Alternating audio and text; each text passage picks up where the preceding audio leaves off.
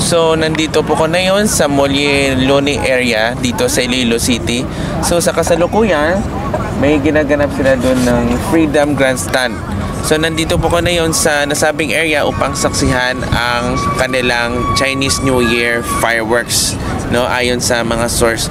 So, nandito po ko ngayon sa parang daungan, malapit pa lang doon sa may daungan ng Fast Crab.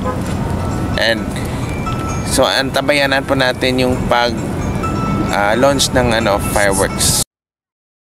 So far, yung Iloilo River ay nanatiling kalmado ang dagat at doon ako umupo at naghintay na matapos ang Chinese New Year celebration na ginanap doon sa Freedom Grandstand upang manood ng fireworks display na humigit kumulang 5 minuto.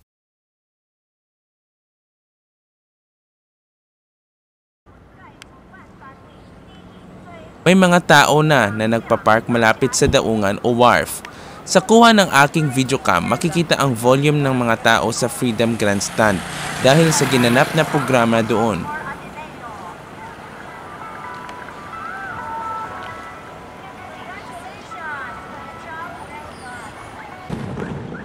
Pagkatapos ng nasabing programa, ito nang bumulaga at naghintay sa mga taong tumatambay sa area.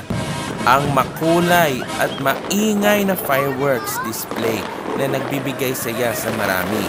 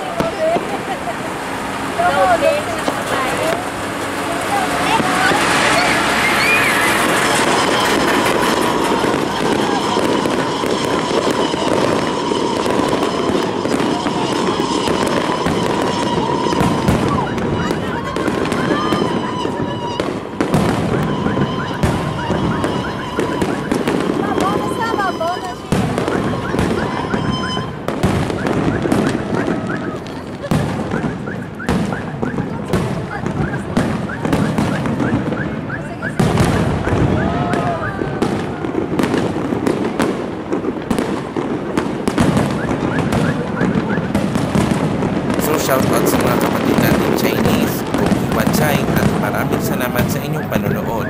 Maraming salamat sa panonood. And thank you so much for 3,000 subscribers sa aking YouTube channel. We encourage you to watch without skipping the advertisement.